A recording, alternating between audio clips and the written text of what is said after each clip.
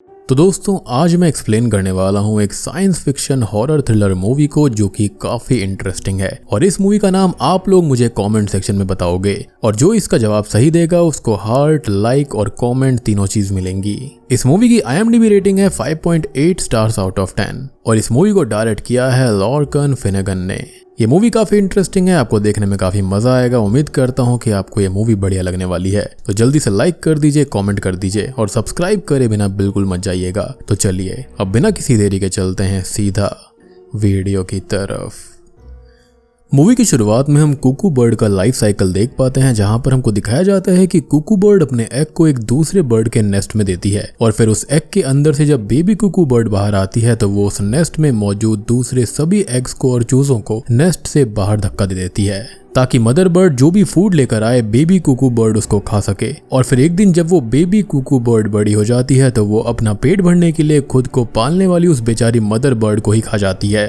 और जिनको कुकू मतलब नहीं पता तो ये कोयल बर्ड होती है। और ये चीज तो मुझे 3 इडियट्स के वायरस के लेक्चर जैसी लग रही है। और ये सीन मूवी से कैसे कनेक्टेड है इसके बारे में हमको आगे पता चलेगा, जिसके बाद में अगले सीन में हम जेमा और उसके बॉयफ्रेंड टॉम को देखते हैं जो कि एक नया घर लेने के मकसद से मार्टिन नाम के एक एजेंट से मिलते हैं जो कि काफी वियर्ड तरीके से बात करता है। लेकिन इसके बावजूद भी जेमा उसके साथ घर विजिट करने के लिए रेडी हो जाती है क्योंकि मार्टिन काफी सस्ते में घर दिलवाने की बात करता है। जिसके बाद ये लोग मार्टिन की कार को फॉलो करते हुए योंडर नाम की एक न्यूली डेवलप्ड सोसाइटी में पहुंचते हैं, जहां पर स्ट्रेंजली सभी घर बिल्कुल एक जैसे दिखते थे। और फिर मार्टिन इन्हें हाउस नंबर 9 में लेकर जाता है। अब यहाँ मार्टिन इनको पूरा घर दिखाने के बाद में बैकयार्ड में ले जाता है और फिर जैसे ही जेमा और टॉम पलटकर पीछे देखते हैं तो मार्टिन वहां से गायब हो चुका था। जिसके बाद जेमा और टॉम थोड़े से परेशान हो जाते हैं और फिर वहां से निकलने का सोचते हैं। लेकिन जैसा कि मैंने आपको बताया था कि सोसाइटी के सभी घर एक जैसे थे, इसलिए ये लोग सोसाइटी के अंदर ही गुम हो जाते हैं। और फिर काफी देर तक ड्राइव करने के बाद ये लोग वापस से घूम फिर कर हाउस नंबर 9 के सामने पहुंचते हैं। मीनवाइल अपना फोन भी चेक करते हैं, लेकिन स्ट्रेंजली इनके फोन में कोई भी सिग्नल नहीं था। और इस तरह से सोसाइटी में घूमते घूमते रात हो जाती है और साथ ही साथ इनकी गाड़ी का पेट्रोल भी खत्म हो गया था। जिसके बाद ये लोग मजबूरी में हाउस नंबर 9 में जाते हैं, जहां पर इन्हें फ्रिज के अंदर रखी हुई स्ट्रॉबेरी और वाइन मिलती है, जिसको खाने पर इनको पता चलता है कि स्ट्रॉबेरी और वाइन दोनों ही बिल्कुल टेस्टलेस है, जैसे कि कोई वो रियल फूड नहीं बल्कि कोई आर्टिफिशियल फूड हो। जिसके बाद में ये लोग किसी तरह से वो रात सोकर गुजारते हैं और फिर अगले दिन ये लोग सन की डायरेक्शन को फॉलो करते हुए वहां से पैदल ही जाने लगते हैं। लेकिन at the end of the day ये वापस से हाउस नंबर 9 के सामने ही पहुंच जाते हैं और इस बार किसी ने हाउस नंबर 9 के सामने पहले से ही खाने पीने की और दूसरी सभी जरूरत की चीजें रख दी होती हैं, जो कि बहुत ही ज्यादा अजीब था, जैसे कि कोई चाहता हो कि वो वहां पर रहें।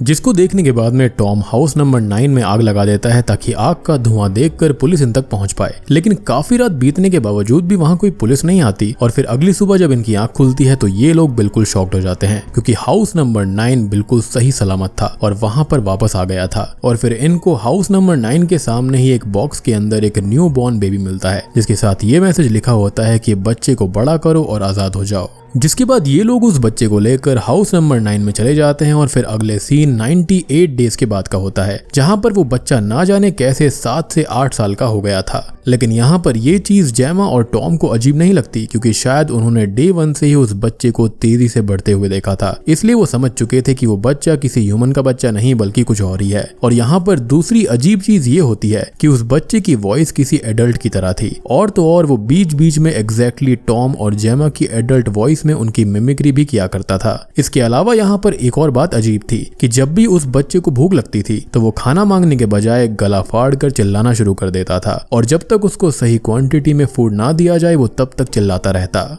जिसके बाद एक दिन जब टॉम सिगरेट पीकर गार्डन में फेंक देता है तो उसकी हीट की वजह से अचानक वहां से ग्रास हट जाती है। जिसके बाद टॉम मिट्टी देखते ही ऑब्सेस्ड होकर खुदाई का काम शुरू कर देता है, क्योंकि यहाँ पर फंसने से पहले टॉम बाय प्रोफेशन खुदाई का ही काम किया करता था और अब मिट्टी देखते ही उसे ये लग रहा था कि शायद खुदाई करके वो यहाँ से बाहर निकलने का कोई रास्ता ढूंढ लेगा। अब देखते ही देखते टॉम का मिट्टी खोदने वाला ऑब्सेशन इतना ज्यादा बढ़ जाता है कि वो जेमा पर ध्यान देना बिल्कुल बंद कर देता है, जिस वजह से बेचारी जेमा बिल्कुल अकेली पड़ जाती है और उसका झुकाव बच्चे की तरफ बढ़ने लगता है। मीनवाइल हम उस बच्चे को देख पाते हैं जो कि जेमा और टॉम को ऑब्जर्व करके उनकी तरफ बिहेव करने की कोशिश किया करता था। जिसके बाद एक दिन जब रात में जेमा और टॉम सो रहे होते हैं तो उन्हें एक अजीब सी साउंड सुनाई देती है, जिसको फॉलो करते हुए जब वो नीचे जाते हैं तो वो ये देखते हैं कि वो बच्चा टीवी पर चल रही अजीब से पैटर्न्स को देख रहा था और टीवी से ही वो अजीब आवाज भी आ रही थी। और इस वजह से ये लोग टीवी को बंद करने की कोशिश करते हैं, लेकिन टीवी बंद करने पर वो बच्चा चिल्लाने लगता है, जिसकी वजह से इनको वापस से टीवी चालू करना पड़ जाता है। जिसके बाद अगली सुबह टॉम उस बच्चे को ले जाकर अपनी कार में बंद कर देता है, ताकि जब उस बच्चे को कोई लेने आएगा तो इनको पता चल जाएगा आखिर इनके साथ ऐसा कर कौन रहा था। लेकिन जब टॉम ऐसा करता है तो जेमा को उस बच्चे पर दया आने लगती है, क्योंकि उसको उसकी तरफ अटैचमेंट होने लगी थी, क्योंकि उस बच्चे ने सुबह से कुछ खाया भी नहीं था और शाम होने को थी। इसलिए अब जेमा के अंदर की माँ वाली ममता जाग जाती है और वो उस बच्चे को कार से बाहर निकाल देती है। और इस तरह से जेमा टॉम से दूर होकर उस बच्चे के साथ और भी ज्यादा क्लोज हो जाती है। जबकि यहाँ पर जो टॉम था उसकी तबीयत खराब होने के बावजूद भी वो लगातार खुदाई के काम में लगा रहता, क्योंकि उसे जमीन के नीचे से कुछ आवाजें सुनाई दिया करती थी। जिसके बाद हम देखते हैं कि जेमा एक अच्छी माँ की तरह उस बच्चे को पालने का काम शुरू कर देती है और ऐसे ही कुछ दिन बीत जाते हैं। लेकिन फिर एक दिन वो बच्चा ना जाने कहां से एक किताब लेकर आता है, जिसके अंदर किसी अलग ही लैंग्वेज में चीजें लिखी हुई थी। और फिर इसी किताब के अंदर जेमा को कुछ ह्यूमन की ड्राइंग्स भी बनी हुई दिखती हैं, जिनका गला फूला हुआ होता है। इसके अलावा इस किताब के अंदर वो पैटर्न्स भी होते हैं जिन्हें वो बच्चा अक्सर टीवी पर देखा करता था। जिसके बाद में जेमा उस बच्चे से ये पूछती है कि उसे वो किताब किसने दी, जिस पर वो बच्चा बोलता है कि उसे ये बताने की परमिशन नहीं है। जिसके बाद में जेमा उस बच्चे को ट्रिक करती है और उससे एक गेम खेलने के बहाने उस इंसान की मिमिक्री करने को बोलती है जिसने उसको वो किताब दी थी। और फिर वो बच्चा काफी अजीब सी आवाज निकालने लगता है और ऐसा करते हुए उसकी गर्दन फूलने लगती है, जिसको देखकर जेमा काफी डर जाती है। जिसके बाद में अगला सीन कुछ दिनों के बाद का होता है, जहाँ पर हम ये देखते हैं कि वो बच्चा एडल्ट बन चुका है और जेमा उसे काफी ज्यादा डर रही थी। दूसरी तरफ जो टॉम था वो खुदाई का काम कर करके काफी ज्यादा बीमार हो चुका था और अब उससे ठीक से चला भी नहीं जा रहा था। लेकिन इसके बाद भी वो लगातार खुदाई किए जा रहा था और फिर एक रात उसको मिट्टी के नीचे से प्लास्टिक बैग में पैक्ड एक बॉडी मिलती है। जी हाँ, एक डेड बॉडी। इसके बाद वो गड्ढे से बाहर निकलकर जेमा को हेल्प के लिए बुलाता है, जहाँ पर जेमा आकर उसे घर के अंदर ले जाने की कोशिश करती है, लेकिन अब वो लड़का डोर ही नहीं खोलता, जिस वजह से इनको रात कार के अंदर ही गुजारनी पड़ती है। और फिर अगली सुबह जेमा उस लड़के से टॉम के लिए हेल्प मांगती है, जिस पर वो ये कहकर वहां से चला जाता है कि अब टॉम को आजाद करने का वक्त हो गया है। जिसके बाद ये लोग पूरा दिन घर से बाहर ही भूखे पेट गुजारते हैं, जिस वजह से शाम होते होते टॉम ही गुजर जाता है। जिसके बाद रात में वो लड़का वापस लौटते वक्त अपने साथ एक प्लास्टिक बैग लेकर आता है, जिसके अंदर वो टॉम की बॉडी को डालकर उसे गड्ढे में फेंक देता है, जिसे टॉम इतने दिनों से खोद रहा था। यानी कि ये चीज पहली बार नहीं हुई थी, क्योंकि डेफिनेटली वहां पर एक और बॉडी थी, तो ये चीज पहले से ही चलती आ रही है। और इसके बाद भी वो जेमा को ना ही कुछ खाने को देता है और ना ही घर में एंटर होने देता है। जिसके बाद अगली सुबह जेमा उस पर हमला करके उसे खत्म करने की कोशिश करती है, लेकिन यहाँ पर वो किसी क्रीचर की तरह से भागते हुए बच निकलता है और फुटपाथ को उठाकर उसके अंदर चला जाता है, जो कि काफी वियर्ड था। जिसके बाद में जेमा भी उसके अंदर जाती है, जहां पर उसे बहुत बड़ा झटका लगता है, क्योंकि अब वो शायद किसी और ही पैरेलल यूनिवर्स में पहुंच गई थी, जहां पर उसको अपने ही तरह फंसे हुए कई सारे कपल्स दिखते हैं। और फिर देखते ही देखते वो वापस से अपने हाउस नंबर 9 में पहुंच जाती है, जहां पर वो कमजोरी की वजह से चल नहीं पाती और सीधा जमीन पर गिरकर सोचने लगती है कि आखिर वो कहां फंस गई। दूसरी तरफ हम उस लड़के को देख पाते हैं, जो कि अब हाउस नंबर 9 से टॉम और जेमा की सभी निशानियों को मिटा रहा था, जिसको देखकर हमको पता चलता है कि इन्हें इस घर में रहते हुए 220 दिन हुए थे, जो कि लगभग 8 महीने थे। जिसके बाद अगले सीन में वो लड़का जेमा को बताता है कि तुम एक माँ हो, जिसका काम अपने बच्चे को इस दुनिया के लिए तैयार करने का होता है, और एक बार जब माँ ऐसा कर देती है तो उसका काम खत्म और उसकी मौत हो जाती है। और फिर इसके बाद में वो जेमा को प्लास्टिक बैग में पैक कर देता है, जहां पर दम घुटने की वजह से वो भी खत्म हो जाती है। और फिर इसके बाद वो लड़का जेमा की बॉडी को भी उसी गड्ढे में डाल देता है। जिसके बाद में हम ये देखते हैं कि जैसे ही वो लड़का गड्ढे को बंद करता है, वहां पर अचानक से ग्रास फिर से उग जाती है। जिसके बाद वो लड़का जेमा की कार में पेट्रोल डालकर मार्टिन के ऑफिस पहुंचता है, जहां पर हम देखते हैं कि मार्टिन अब बूढ़ा हो चुका था और अब ये लड़का उस बूढ़े हो चुके मार्टिन के नेम बैज को लेकर अपने शर्ट पर लगा देता है। जिसके बाद में उस बूढ़े मार्टिन की मृत्यु हो जाती है। जिसके बाद में ये लड़का शॉकिंगली नया वाला मार्टिन बन जाता है और बूढ़े मार्टिन की बॉडी को प्लास्टिक बैग में पैक करके एक ड्रॉर में डाल देता है। और यहाँ पर हम दर्शक नए मार्टिन को बूढ़े मार्टिन की बॉडी पर एक रिसिप्ट लगाता हुआ देख पाते हैं, जिसका नंबर 8899 होता है। जिसके बाद में नया मार्टिन पुराने मार्टिन की जगह ले लेता है और फिर थोड़ी ही देर में वहां पर एक नया कपल घर लेने के मकसद से पहुंचता है और बूम, इसी के साथ में वाइवेरियम मूवी यहीं पर खत्म हो जाती है। तो दोस्तों ये थी वाइवेरियम मूवी की कहानी, जिसका मीनिंग होता है पशु वाटिका, यानी कि एक ऐसा सेमी नेचुरल एनवायरनमेंट जहां पर एनिमल्स को रखकर उनके लाइफ साइकिल पर स्टडी की जाती है। अब आप ये सोच रहे होंगे कि इस मूवी में तो कोई एनिमल था ही नहीं, तो असल में यहाँ पर एनिमल्स को नहीं बल्कि ह्यूमंस को सेमी नेचुरल एनवायरनमेंट में रखकर उन पर स्टडी की जा रही थी, और ये स्टडी करने वाला कोई और नहीं बल्कि एलियंस थे। और यहाँ पर जो बच्चा था वो भी एलियन था, जो कि टीवी पर दिखाए जा रहे पैटर्न्स और उस बुक की मदद से अपनी एलियन की लैंग्वेज सीख रहा था। और साथ ही साथ वो जेमा और टॉम के साथ रहते हुए ह्यूमंस के नेचर को भी सीख रहा था, बिल्कुल कोयल बर्ड्स की तरह। जैसे कि कोयल बर्ड्स होती है ना, किसी और के घर में आती हैं, वहां पर अपने बच्चों को छोड़ जाती है, और फिर जब वो बच्चे पैदा होते हैं तो वहां पर एग्जिस्टिंग बच्चों को बाहर फेंक देते हैं, और साथ ही साथ वो जो मदर होती है वो उनको भी खा लेते हैं। अब यहाँ पर जब इस बच्चे का सीखने का काम पूरा हो गया था, तब उसने जेमा और टॉम को ही खत्म कर दिया, और उस गड्ढे के अंदर ऑलरेडी एक बॉडी थी, यानी कि ये चीज बहुत पहले से ही चलती आ रही है।